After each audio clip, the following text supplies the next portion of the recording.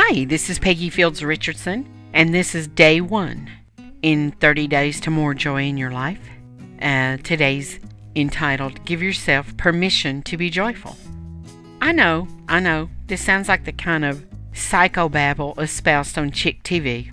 You know, those shows that are usually intended to be emotional, heart-wrenching, girl talk kinds of talk shows. But the simple truth is that sometimes people feel like they don't have the time to be joyful. I think what they mean is that their lives are so busy and involved that they can't slow down the pace and still continue to get everything done. I remember during a particularly chaotic period in my life, I was working 4 jobs at a time. I was a single mother trying to keep up with a demanding primary job and a child that had to be at doctor's offices several times a month. And I was attending school full-time. As I was rushing from one chore to another, someone told me that if I didn't slow down and relax, I was going to have a nervous breakdown. Over my shoulder, as I rushed off to yet another chore, I said to them, I don't have the time for the luxury of a nervous breakdown. I have too much to do. And that is exactly how I felt. I couldn't imagine even having the time to actually sit down and indulge in a good cry. There was just too much to do. And when I finally stopped each night, I dropped into bed, dead to the world for 3 or 4 hours of much needed sleep. And then I was right back at it, full speed ahead. Now I must tell you that even when I was a small child, I absolutely loved being happy. I laughed easily, and they said I laughed all over because my giggles were so infectious. I remember having what seemed like a natural happiness, a streak of mischief about half a mile wide, and an inborn way of looking at things from a perspective of humor. I was just plain silly most of the time. I can't take any credit for those things. I don't know whether they developed because of my upbringing, or whether my natural silliness was just a gift from my Creator, or both. Either way, I looked at most things in my life from a perspective of how much fun I could have. And I tended to laugh and giggle and dance my way through life, snapping my fingers and moving my hips to my own rhythm. And before I knew it, there I was telling someone I didn't have time for the luxury of a nervous breakdown. I went from a giggling silly to someone who couldn't afford to take the time for my own mental health. At some point, my brain and body threw on the brakes and said, no more. I ended up in bed for 10 weeks with mononucleosis and chronic fatigue syndrome, and I was literally forced by my own body to rest and relax. Except for an illness that literally stopped me in mid-stride, I would never have taken the time to rest, and it was desperately needed. As I lay in bed for those 2.5 months, I realized that I sure missed my silly self. I realized that I hadn't laughed in far too long, hadn't really enjoyed anything at all, because I was so busy and so exhausted. Once upon a time, I had pointed out the sunrise or the sunset to my daughter as we drove to and from her daycare. Once upon a time, I would pick her up at school for a visit to Dr. Pizza Hut and then Dr. Ninja Turtles movie. Once upon a time, I had been someone who would take my daughter to roll down the grassy hill surrounding the state capitol building in Nashville. But I had become someone who didn't notice the pink and purple sky or the cloud shaped like a camel, and I didn't have the energy to roll down a hill. Somewhere, I had lost me, and it made me sick, physically and mentally sick and exhausted.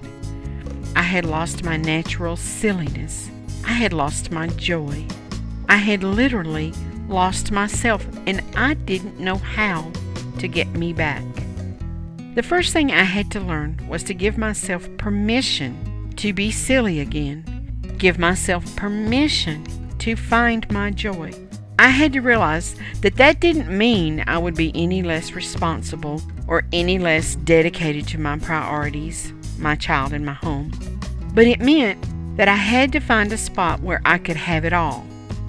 I had to find a way to have joy and meet my obligations. I first had to realize that being joyful while stressed is possible.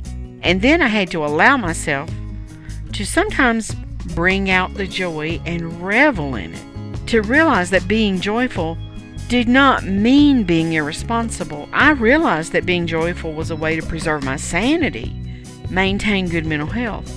And not only was it okay, but it was vital.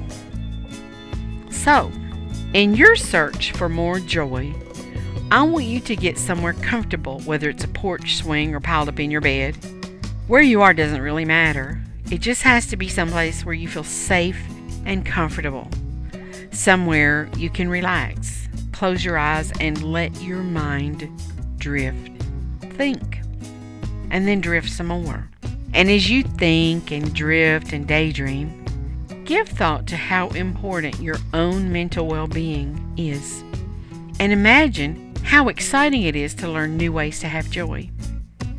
Let yourself feel comfort and happiness in knowing that you're doing something that can carry you through times of stress and hardship, because you're learning the avenues to a more joyful existence.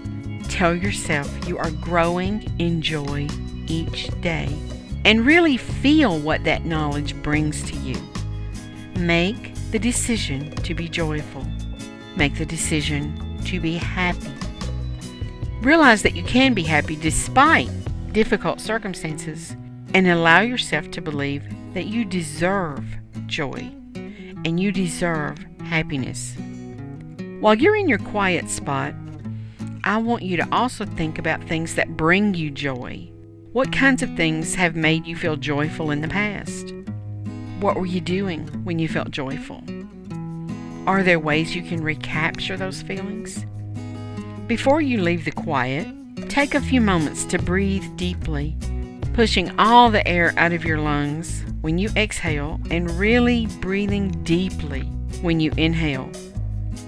With each breath you take, imagine your joy increasing just a bit. Sometimes when I do this meditation, I imagine my body as empty and needing to be filled again. And with each breath, I imagine that I'm filling up with joy or happiness or love from the toes up. First my feet and calves. Deeper breath to fill a thigh.